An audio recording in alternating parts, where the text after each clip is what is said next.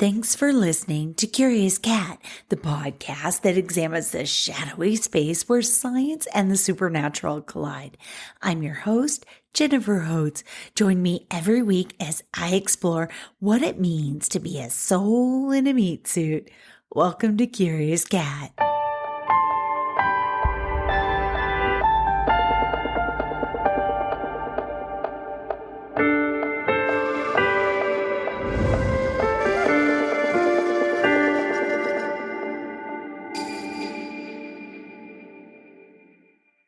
The truth is, I've pestered my husband to write a book on the legends, the myths, and rumors of small people around the world for decades. Every culture on the planet holds dear stories of a group of small people that have been unrivaled in their engineering skills, that work during the evening hours and live underground or in caves to stay safe from larger humans. These legendary people, if treated with reverence and respect, are known to give away treasures or point the way to veins of gold or build vital infrastructure overnight. Maybe it's because I've always been on the shorter side, measuring about 5'2", standing on my tippy toes. But I've always felt a connection to this lore and these mystical people. Let's get into it. I found a great article, and it feels like the perfect place to begin. From eaglesrestpark.org, Don and Diane Wells write, quote, "The folklore and legends of many Native American tribes and indigenous people from other countries include the stories of the little people. The little people live in the woods and are often thought to be hairy-faced dwarfs. Some are no higher than your knee, others are smaller. They build houses in the rock structures under the trees, along streams, and sometimes in the trees. They hide from anyone coming into the forest. In the legends of the old countries, they are called fairies, brownies, gnomes, goblins, leprechauns, and pixies, to name just a few. To the Iroquois, they are called Jagaho. To the Comanche, they are called Nanupi. And to the Cherokee, they are the Yunwi Junsti. Do these little people exist? There is some evidence that at least at one time they did exist. In the 1830s in Coshocton, Utah, a graveyard was unearthed which contained the skeletons belonging to a pygmy race. The graves in the cemetery were just 3 feet long. Author Mary Joyce wrote a book called Cherokee Little People Were Real.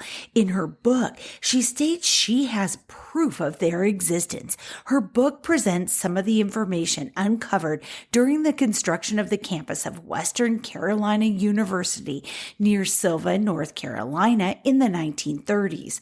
Joyce's interest in the Cherokee little people began when she interviewed the late Walter Middleton.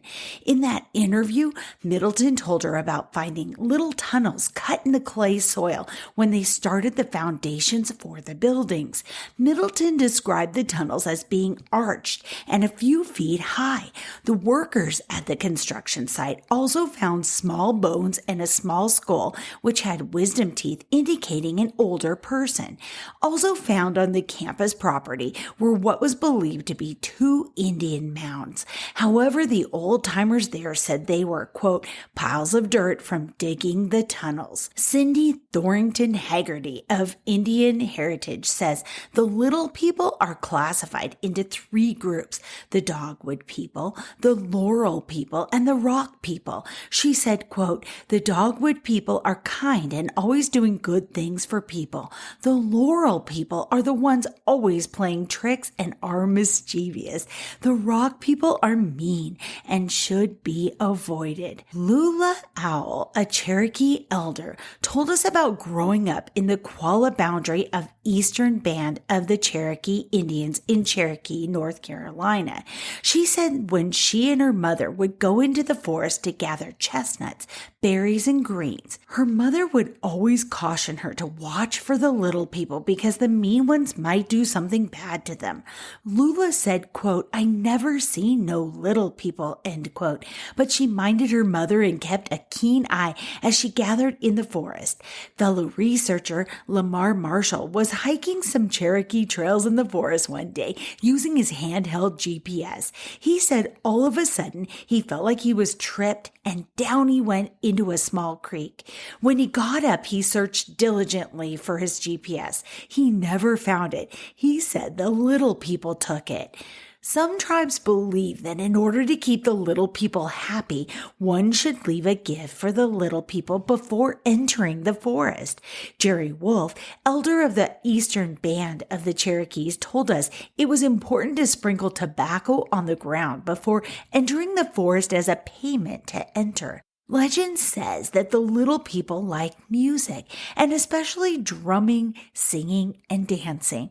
The Cherokee legend says, quote, "Sometimes their drums are heard in lonely places in the mountains, but it is not safe to follow it, for they do not like to be disturbed at home.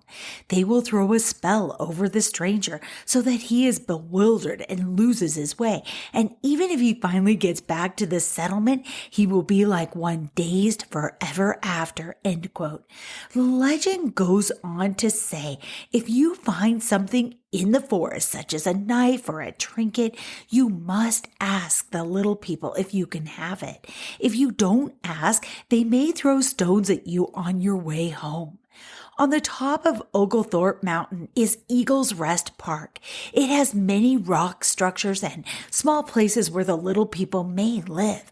Some doorways to their houses can be found, but no little people have yet been seen.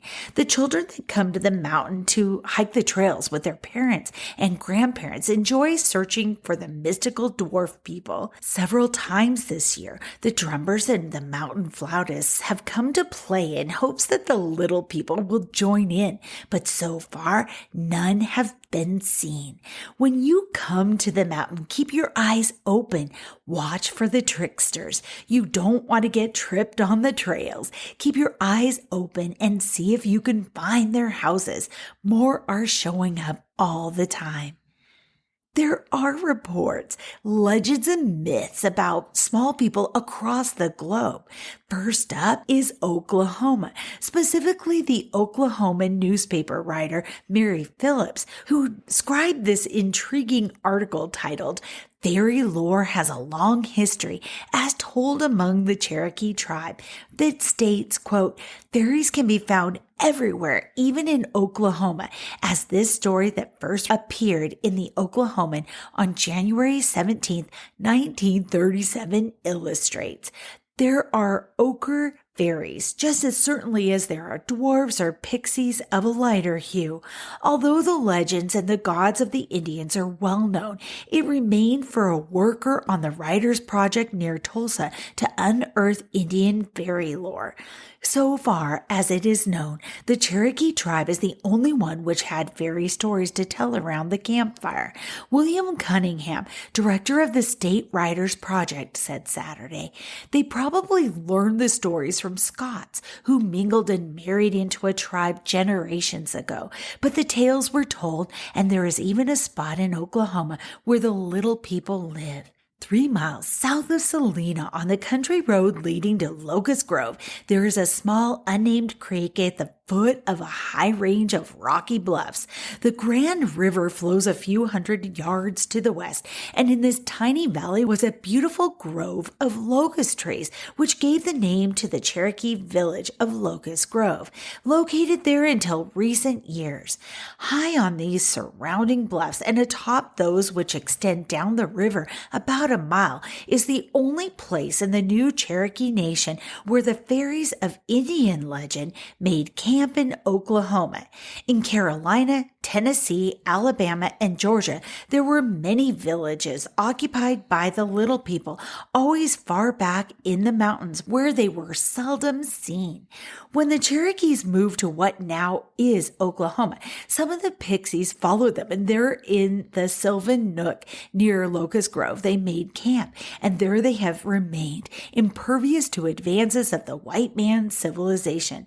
One must must be with an old Cherokee to catch a glimpse, however fleeting, of the elusive fairies, but it is not uncommon for such a veteran Cherokee to see signs of their presence. And trigger warning from me, this telling by a Cherokee elder from a nearly century-old paper has phrases that aren't considered really acceptable today. Quote, a paleface and an Indian were fishing recently in the Grand River when a boulder came rolling down the bluffs. We move on, said the Indian, gazing tolerantly at the bluffs. The little people want us to leave some fishing for them. We move on. The paleface followed his glance to the top of the bluffs, but saw only the cliff-cut sky above. Perhaps if he had glanced a bit quicker, he would have caught a glimpse of the illusory fairies of the Cherokee, for it was the little people who had sent the boulder down in protest. Information concerning the Cherokee fairies was obtained from S.W. Ross, 64-year-old resident of Park Hill. The definition of Cherokee fairies is taken from the website www.nativelanguages.org/Cherokee legends. And here it is. Unrivaled, or little people, a race of small humanoid nature spirits, sometimes referred to in English as dwarves or fairies. They are usually invisible, but sometimes reveal themselves as miniature child-sized people. Unrivaled are benevolent creatures who frequently help humans in Cherokee stories, but they have magical powers and are said to harshly punish people who are disrespectful or aggressive towards them. The WPA Works Progress Administration Writers Project put many people to work and saved many stories from being lost during the Great Depression. Wow, that is so interesting. I didn't know that aspect of the WPA was saving these stories. S.W. Ross was a Cherokee Indian writer born in 1871. He was a contributor to the Oklahoman's editorial page, and his multifaceted life will be examined in the Future Archivist column. Okay, I need to find that Future Archivist column. But onward to Tennessee. I turn next to Tennessee to share the centuries-old legend of the Tennessee Pygmies. From iCatchShadows.com comes this account titled, Before Bigfoot, Before UFOs, America was caught in the grips of a craze that originated in Tennessee.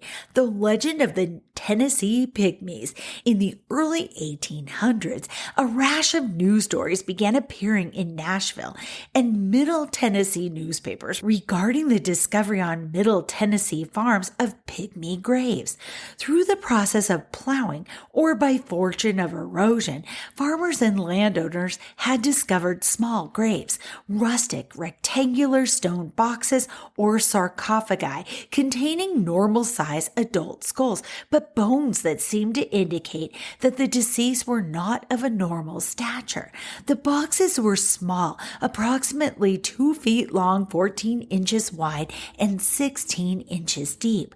The earliest known published account of these small stone box burials was in the Nashville Whig newspaper from July 1820, which announced the discoveries on the farm of Turner Lane Esquire, 5 miles southeast of Sparta, Tennessee, on the waters of the Caney Fork of Cumberland, and on other farms that were adjacent. Published accounts stirred 19th century imaginations, and the stories spread to other publications around the U.S., creating the legend of the Tennessee Pygmies.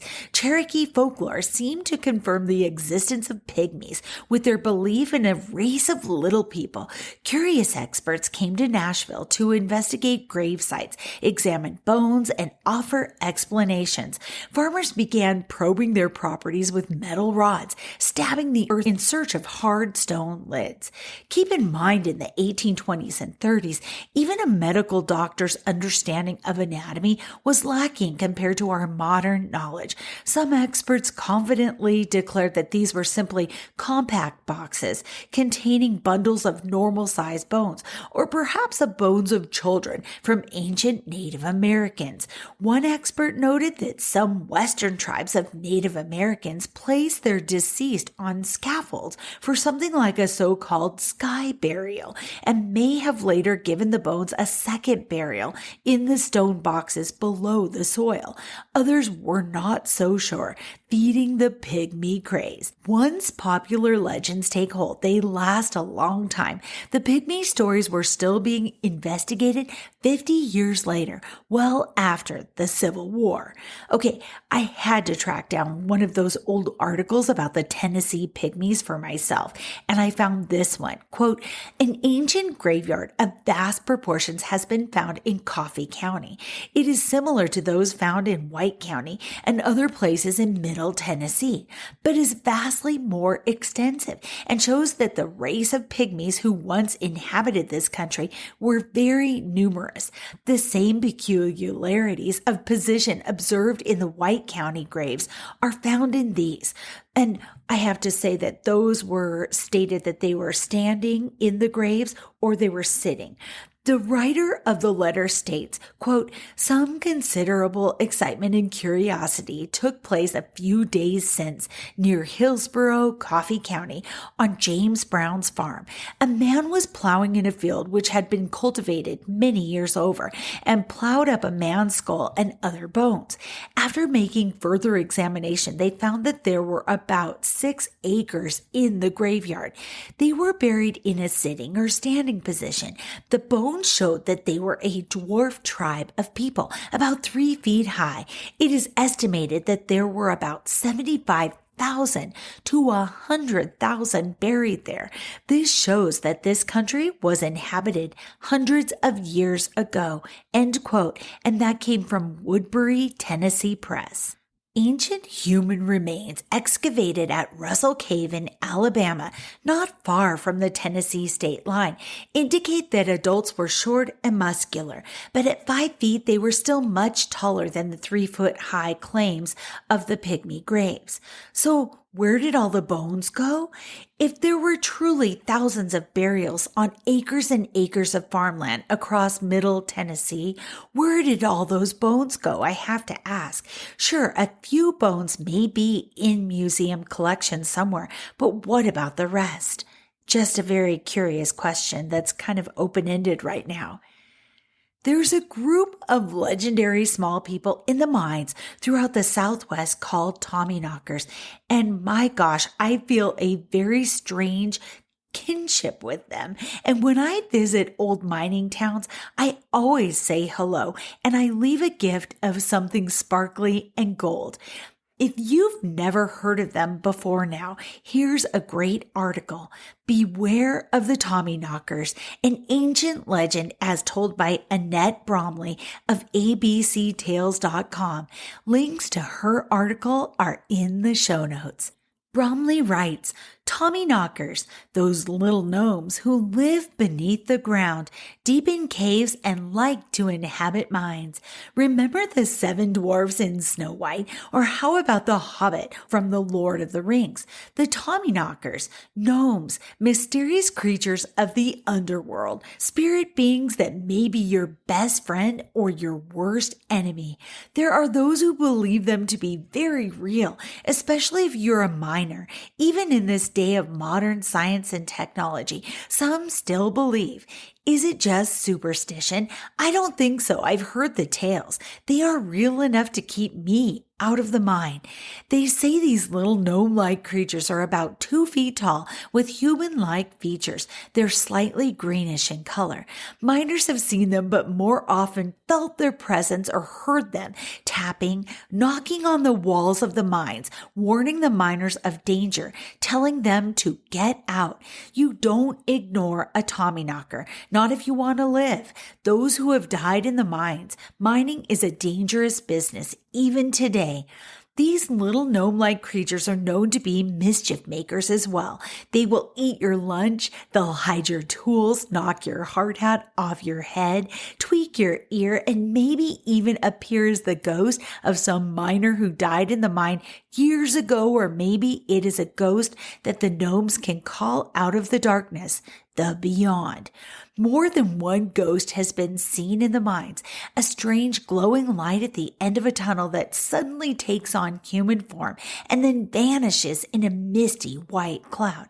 They say it's probably just a mixture of gases and dust, and when you see such an enigma, get out. Don't wait. An explosion is imminent, but maybe it is a ghost or the Tommyknockers giving you the warning. It is wise to heed that warning. There are also those who didn't and those who made it out barely in the nick of time.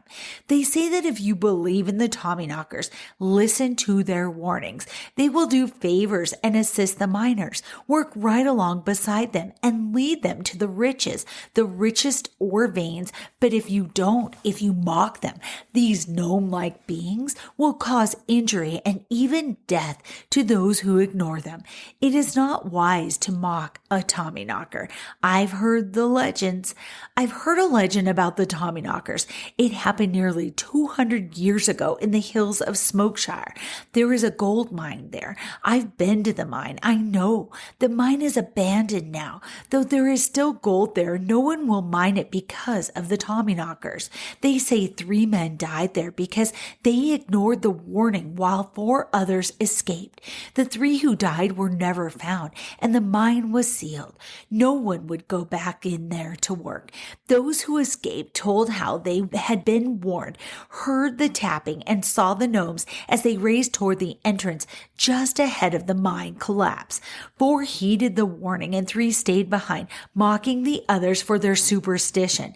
They aren't laughing anymore, says the author. I don't know how true this is, but there may be some truth to it. The legend of the Tommyknockers has been around for thousands of years, beginning in the tin mines in the days of the Roman Empire, when these creatures of the underworld took pity on the slaves who were forced to work the mines and warned them of danger and often helped them with their mining chores.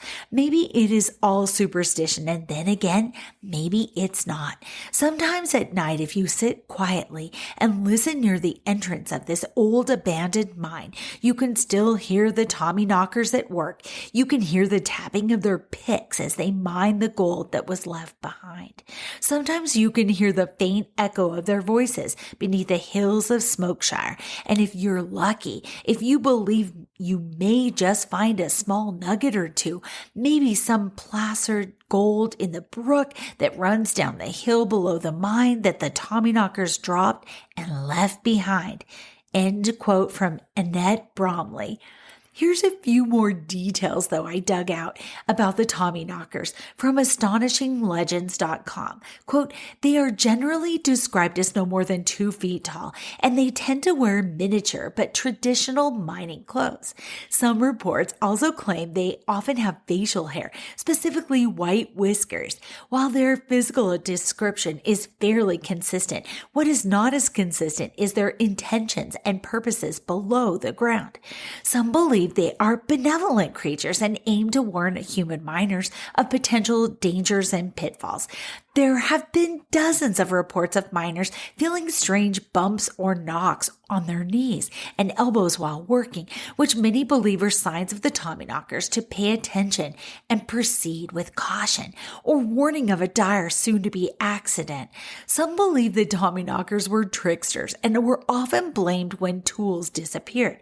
Items inexplicably fell down shafts, and lamps and candles were extinguished. Some lore even suggests that Tommyknockers were likely to take a bite out of your map or otherwise destroy it and steal food, leaving miners lost and confused and hungry. Even worse, some claim the Tommyknockers were malevolent and angry at the human intervention in their underground lairs. Some believe their knocking was what caused cave-ins trapping and even killing miners. All of these stories eventually made their way above ground, and anyone, even non-miners, were aware of Tommyknocker lore and sometimes held festivals or left small offerings in hopes of winning their favors. The stories of the trickster flavor were also shared with children in hopes of keeping them away from dangerous mines. The origins of the Tommyknocker legend remain a mystery, but it is believed to have originated in the British Isles and then spread to mining communities in other parts of the world, such as the U.S. Some historians believe that the legend may have developed as a way for miners to explain the strange sounds and sights they encountered in the dark in those cramped tunnels of the mine. Others suggest that the legend may have been influenced by ancient Celtic folklore, which featured similar creatures known as knockers of the kobolds. Whether they are seen as mischievous spirits or benevolent guides, these tiny creatures have become an important part of mining culture. The next time you hear a strange knocking sound in an underground tunnel, remember that it might just be the work of the Tommyknockers, the mysterious creatures that live in the mines. It's time to venture north to Alaska. And yes, I want to break out in song, but I'll refrain. I found this article on Alaska Village to Village, and there's a link to the website in the show notes. Quote, everyone seems to have a different take on the little people, as this lore has been consistently mentioned in nearly every Arctic village I've been. The little people bear striking resemblance to other cultures' tellings of fairies, dwarves, gnomes, goblins, leprechauns, brownies, and halflings. Magical races of diminutive stature all, and each possessed of protective benevolence or spiteful vengeance, depending on the story. Alaskans' perceptions on this topic range the gamut from nonchalant to amused, but occasionally you meet folk that get emotional about the little people. Displays of anger, sadness, fear, or whimsy have each intrigued and kept me consistently curious. Most of the experiences I've heard came second or third hand from villages north of Nome, in the northwest or in the northern slope. One village in northwest Shaktoolik was unanimous in its abject fear of the little people. This was the first time I'd encountered anything more than lightheartedness, and it shocked me. People clearly took the subject seriously, and I found myself wondering why other communities hadn't exuded the same gravity around this subject. The unanimous belief in the Shaktoolik was that anyone who caught sight of the little people would go missing for at least a year. Supposedly, these poor souls spend the year underground in captivity, and occasionally they never come back. Some people I spoke with were convinced that the missing ones were eaten or enslaved. Others believe they're enjoying life among the little people and now peacefully live with them underground. There are two stories that emerged from the community of Kivalina. The first creeped me out and sent shivers through my body, and it's titled The Hunting Party. Here it goes. A local man I was working with told me how his uncle had been hunting with a friend. Let's call them Eugene and Cameron. These two native Alaskan hunters were described as being excellent marksmen and exceptionally talented at navigating the hazards of the untamed expanses. They'd been tracking a big caribou herd for a while and eventually caught up with them in a mountainous village. The duo walked into the valley, leaving their four-wheelers behind so as not to spook the caribou with engine noises. They were in the center of the valley. The placid beasts grazed on tundra scrub. Eugene and Cameron climbed a little ways up the western side of the valley across some rolling elevation and kept losing and regaining sight of the herd while they got within range. It was late afternoon and the western sun illuminated the valley and east side of the enclosing mountains. The hunters were in the chilly shadows and moved silently. Eugene and Cameron got a good vantage point to select their targets. Using binoculars, Eugene scoped out the herd while Cameron took a quick moment for a smoke. Despite the remote location, Eugene spotted a curiosity, a trio of hunters on the far side of the valley.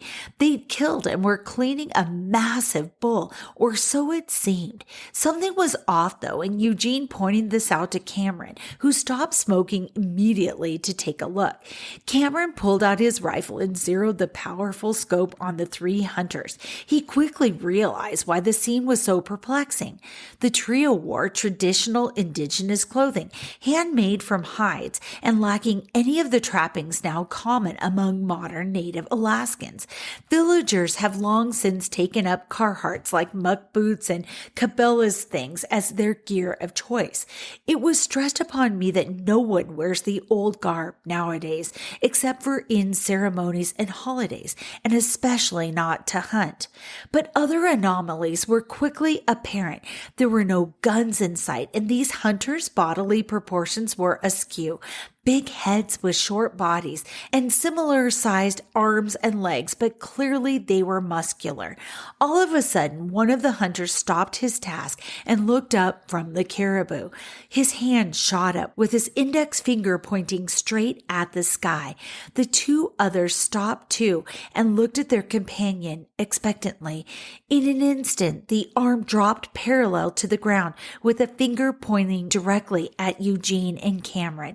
All three hunters turned their heads at the same time to look at the men. Startled, both flinched, looked at each other, and then back toward the trio. But there was nothing to be seen. No hunters, no butchered caribou, nothing. After bagging their own kills, the two friends went to investigate the site where they saw the trio and their bull. Small splotches of blood littered the area. Tiny footprints, like those of children, were scattered around a circle, but there were no traces of tracks leading to or from the spot. End story. The second spooky Alaskan story is titled A Mysterious Rescue. From Kivalina, this tale is heartwarming, but just as puzzling. Quote, a young man in his early 20s told me how his older brother Clyde went to visit a neighboring village one dark winter's day on his snow machine or snowmobile. On his way back, his sled broke down and wouldn't start. Then the snow began to fall. Without cell service and outside of radio range, the fellow decided to hike back, but he didn't anticipate the snow falling harder and harder. Eventually, he got turned around as temperature and visibility dropped dramatically. Unprepared for the conditions, hopelessness threatened to consume Clyde, but he stubbornly struggled onward through thickening snow. As fatigue set in, an unseen piece of debris under the white blanket tripped him, and Clyde struggled to remain upright in hard-packed snow. In attempting to regain his balance, he slipped down a steep snowdrift, and his feet flew out from under him. The back of Clyde's head thumped hard, and he lost consciousness. Clyde awoke a little later as he felt hands rolling him through the snow, but then he blacked out again. Eventually, Clyde came to once more as he felt a jostling, and then someone picked him up from what seemed like a bed of furs. Cold and groggy, Clyde tried and failed to see who was manhandling him. His frigid form was gently laying down in the snow, and Clyde looked up. He immediately recognized a structure right in front of him, his own house. Clyde tried to turn around quickly to see who had rescued him, but his movements were understandably sluggish. No one was there. He thought he dimly heard distant hooves hammering the ground, but the snow still felt hard, and the thick whiteout blotted both hearing and vision. He stumbled into his house and was diagnosed the next morning with frostbite and a concussion from the painful swollen bump on the back of his head. Clyde's snow machine was found the following spring at full 20 miles from that village. To this day, Clyde and his family have no idea who rescued him or how they managed it during a blizzard. And I'm going to make 2 notes because did you notice that the first story, the man was smoking tobacco. He was smoking a cigarette and hadn't shared anything with the little people. And I think back to all of the legends saying they like offerings and to be acknowledged. And the second thing was Clyde and this path and how he lost his way. And they say that in a lot of cultures in Native Americans down in the Southwest, they say that they will take you and you will go missing. And this was no different, was it? He got confused. He lost his way. But in this instance, they chose to rescue Clyde. I thought that was interesting. If you've ever visited Kauai, or if you're about to visit Kauai and you're newlyweds, wink, wink, then I've no doubt you've heard of the legendary Menehune. They're credited with creating marvelous archaeological builds in a single night's time. So if you're new to the topic, Astonishing Legends has a fantastic overview. Quote, it seems almost all cultures around the world have tales of small humanoids that range from evil to benevolent and all the things in between. Hawaiian folklore is no exception, and Menehune lore is fascinating. Menehune are said to be about 3 feet tall and were said to live in the mountains, far away from modern civilization. Legend has it that they once lived among humans and even helped Hawaiians for centuries past build their temples, their roads, walls, and fish ponds that helped the islands thrive. Unlike many other tales of the small folk, Menehune were said to be quite industrious and interested in the success of humans. It's said that they were exceptional engineers and craftsmen, though often kept to themselves in remote villages. It's also said that they prefer to work during the night, and if anyone ever witnesses their methods or interrupted the project, they would simply quit working and never return to finish. They are cited for completing many notable works and projects, and one of their most famous is the Alekoko Fish Pond on Kauai. The pond was being built for the royal family, and the princess and her brother were curious about the Menehune. One night, they decided to spy on them, and they snuck out to the mountains. However, they were discovered by the Menehune, and as punishment, the siblings were turned into stone pillars. Because their work was interrupted, they symbolically left 2 gaps in the fish pond well. The gaps have since been filled in, but the 2 pillars in the mountains remain. It is believed to be around 1,000 years old. In an interview with Hawaii Public Radio, the late Frederick Bruce Wickman, an educator, storyteller, and historian, said the Menehune were sent for by the first settlers of Hawaii from their distant, fantastical homeland. Quote, he sent back to wherever their homeland was for the Menehune and brought them in. They came with their chief, their high priest. Eventually, they ended up with 10 divisions of men and 7 of women, each with their own particular skill. However, Frederick Bruce Wickman says that unlike many tales, Menehune were an actual race of people. He goes on to say, quote, they were real people. They had engineering skills far beyond what Hawaiians ended up with. One heiau in Walua has rocks that are estimated at about 30 tons that have been moved there. Nobody has the faintest idea how they got there, end quote. This is somewhat corroborated by the fact that the 1820 census from the island of Kauai lists 65 people as Menehune. Thank you to Nadine for this blog astonishing suggestion, says the author of the article. I've got to add this little factoid because recently some have even claimed that the Menehune are an alien species, specifically the Greys. If you watch the History Channel's show Ancient Aliens, be sure to check out Island of Fire, Season 14, Episode 9, and it is in regards to the tikis at the place of refuge. Let's go across the Pacific and wash ashore in Indonesia, where they have tales of a people they call Ibu Gogo. Ibu means grandmother and Gogo means he who wants to eat everything. From listverse.com, quote, they supposedly do eat everything they can get a hold of, not bothering to cook anything but eating it all raw. This covers fruits, vegetables, and meat, including human meat if they manage to get it. As they use plates made from pumpkins on the island, they would eat those too. If villagers served them food, sometimes they would raid people's crops. They can also repeat words when spoken to and often climb thin trees. The Abu Gogo are about 100 centimeters or 3 foot 3 inches tall, with their long hair, long arms and fingers, big stomachs and ears that stick out. They also walk awkwardly, and the women have such long breasts that they are said to toss them over their shoulders when they're moving about. I can see, because that would get in your way, wouldn't it? Some people have theorized that these creatures are not purely fictional, rather that they are based on Homo floresiensis, an extinct species that lived on Flores and looked like short humans. Okay, and I have to make a note here.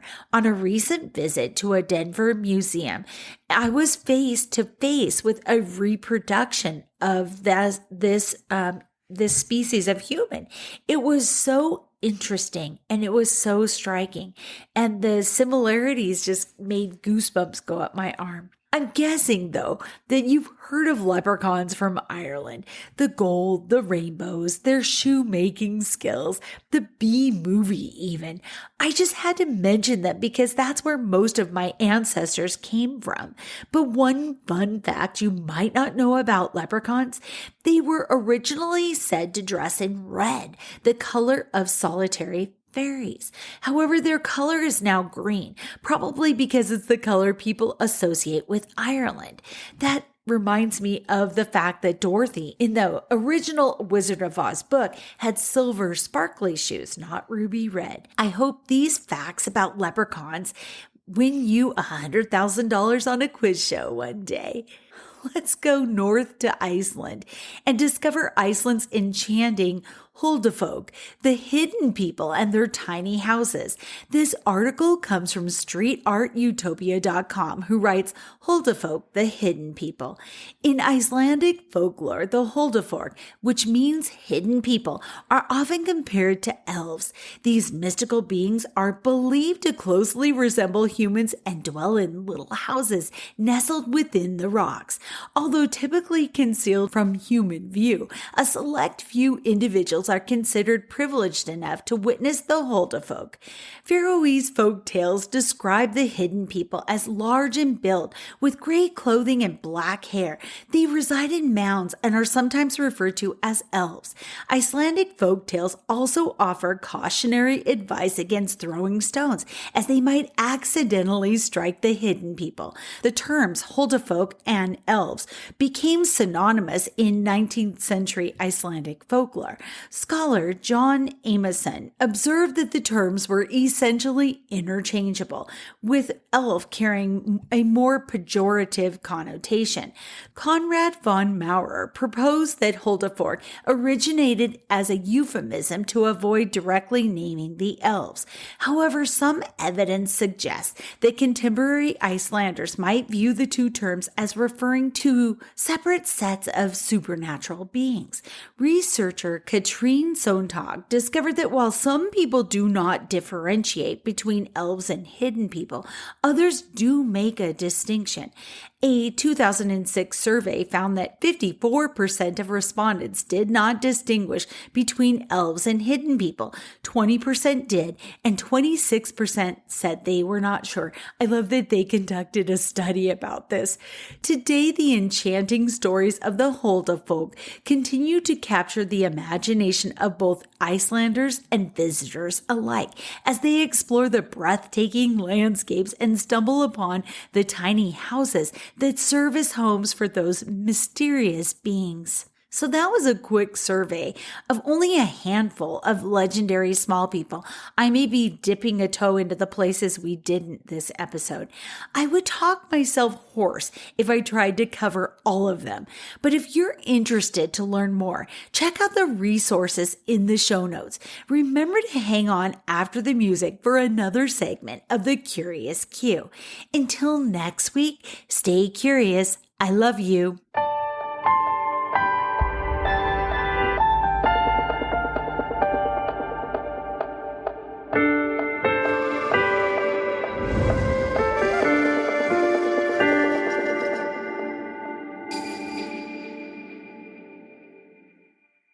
It's time for the Curious Q, a quick rundown of the week's weirdest headlines. From Sky News comes this headline: Spanish supermarket shoppers use pineapples to search for love in surprising new craze. The subhead explains, as part of the TikTok craze, singletons have been drawn to branches of the chain Mercadona, where it is claimed that they can find romance if they visit between 7 and 8 p.m.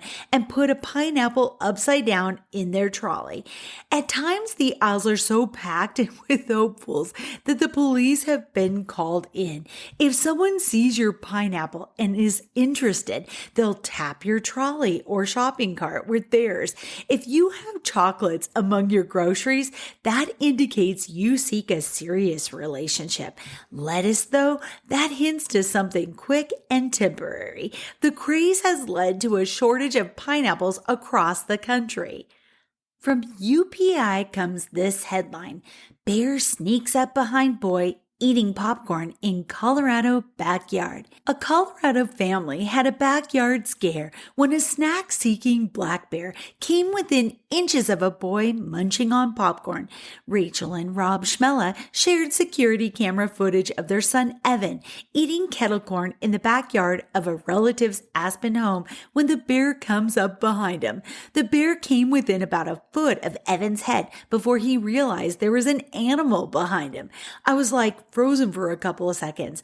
I didn't know what to do, Rachel Schmella told KDVR TV. Luckily, Rob and his brother kind of jumped into action sooner than I did, and they knew just to make some loud noise, and that would scare the bear. She said Evan was uninjured by the encounter, and this happened in Aspen, Colorado. So if you live in the area and love popcorn like I do, watch your back. And finally, this headline from UPI: Pumpkin Spice Pundit sought to taste test fall treats at Trader Joe's. The article reads, a financial advice website is seeking a pumpkin spice pundit to make $1,000 by taste testing and reviewing the autumn treats at Trader Joe's. Finance Buzz announced it is, quote, looking for someone to taste and evaluate all the fall-inspired pumpkin palooza foods at Trader Joe's, end quote. The chosen pumpkin spice pundit will be asked to review Trader Joe's products, including pumpkin waffles, cinnamon rolls, and more than 20 other pumpkin-flavored foods and beverages. The selected candidate for the side hustle will receive a $500 Trader Joe's gift card to pay for the treats, as well as a $1,000 payment. It sounds like a really good side hustle until you think about 20 plus pumpkin-flavored things. I think that get pretty old pretty quick. Thanks for tuning in to The Curious Q. We hit number 1 on Good Pods for supernatural and meditation podcasts. That is all thanks to you. Oh, I'm so grateful.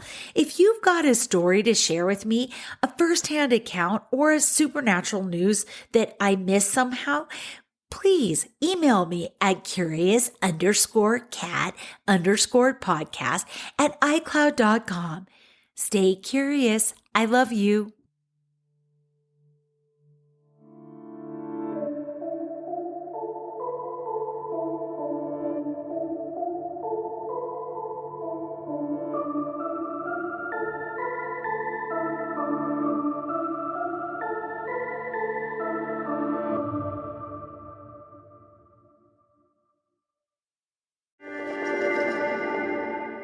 Hey, you.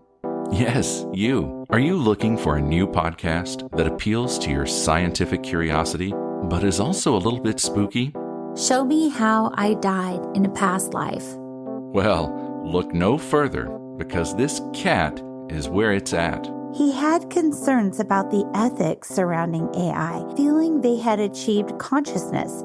Curious Cat Podcast examines the shadowy space where science and the supernatural collide.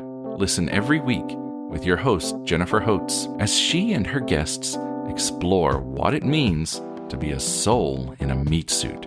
We were healing karma together. They were all kind of predestined to resolve something. Listen on all your favorite streaming apps and continue the conversation on Twitter at CuriousCatPodCA, or find Jennifer and all her links at Jennifer L. Holtz, spelled HOTES.com.